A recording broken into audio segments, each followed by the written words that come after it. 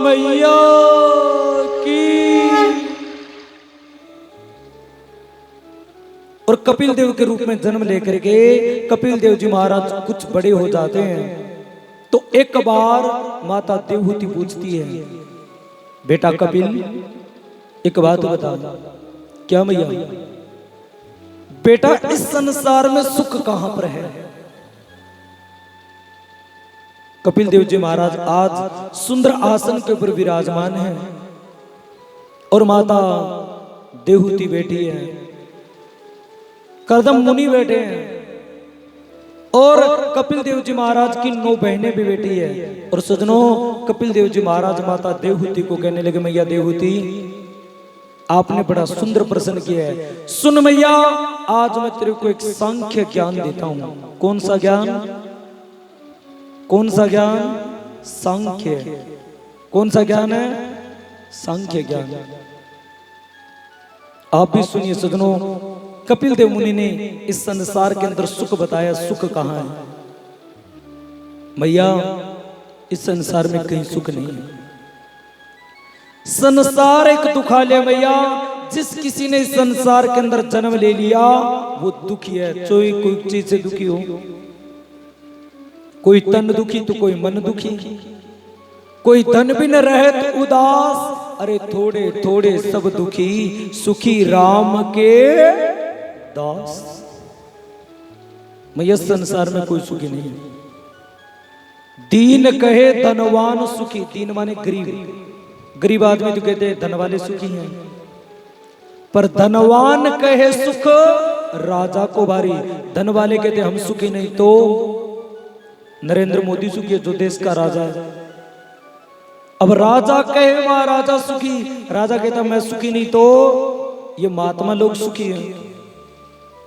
पर महाराजा कहे सुख इंद्र को भारी। अब महात्मा लोग कहते भैया हम सुखी नहीं तो इंद्र सुखी है। इंद्र कहे चतुरानन सुखी।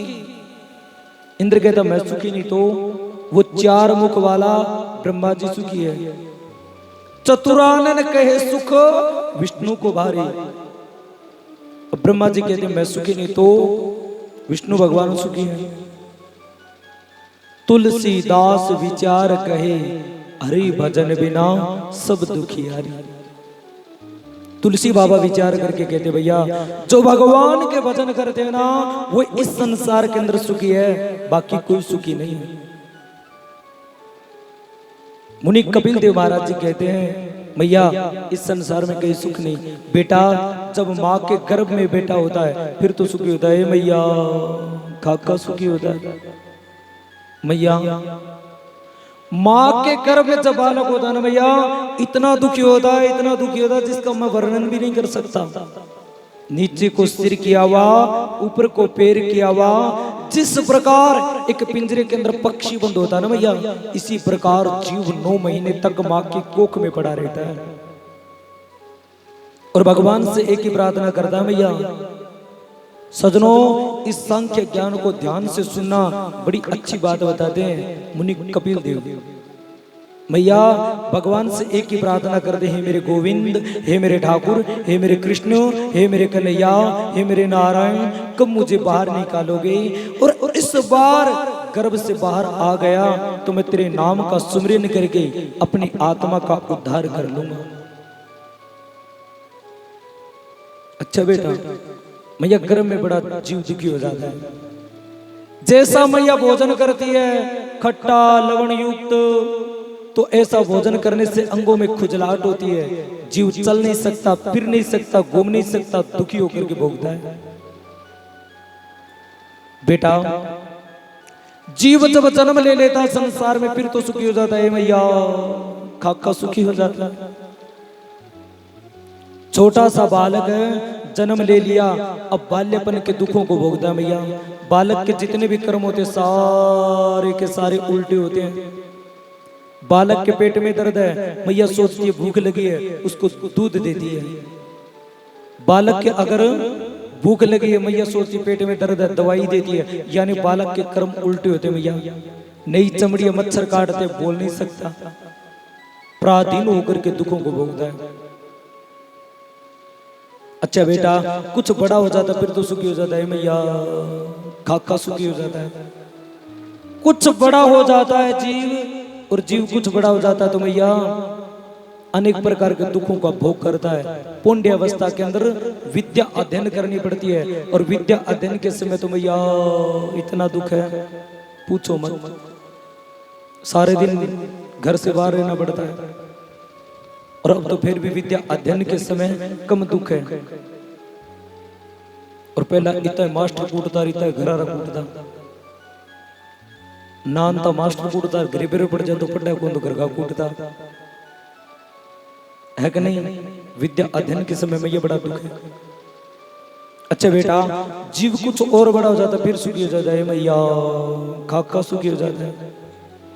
जीव कुछ और बड़ा हो जाता है, उसके बाद में जीव की हो जाती है शादी, और जिसकी हो गई शादी उसकी समझो बर्बादी, है कि नहीं। फिर तो अपने स्त्री के, भाई बंधु के, बेटे पोतों के चक्कर में पड़ करके जीव पापा कर्म करने लग जाता है भैया।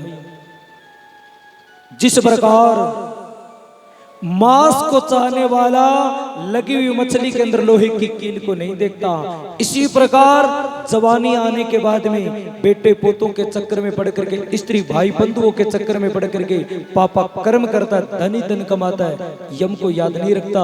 फिर तो ये होता भी मैं मरूंगा तो कभी हुई नहीं, मेरे को तो मरना है ही नहीं। जवानी के अंदर जीव पाप कर्म करता है मैया।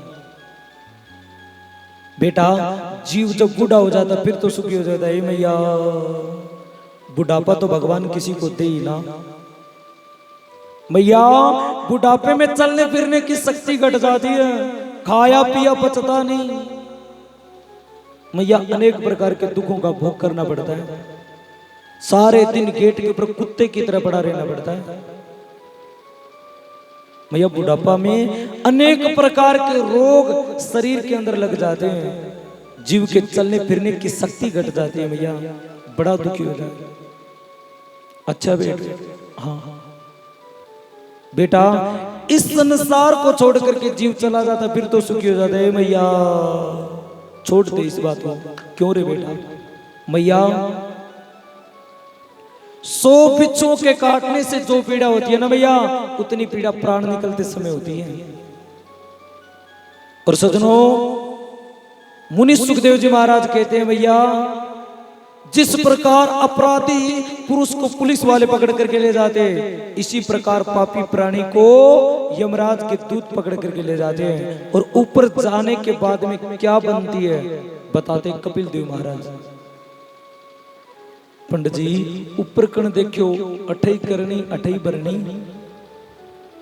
अब कई लागे रहे, अब भैया ऊपर कण देखो, ऊपर देखा है। एक बात बताइए भैया, एक बालक जन्म लेता है और जन्म से वो बालक अंधा है।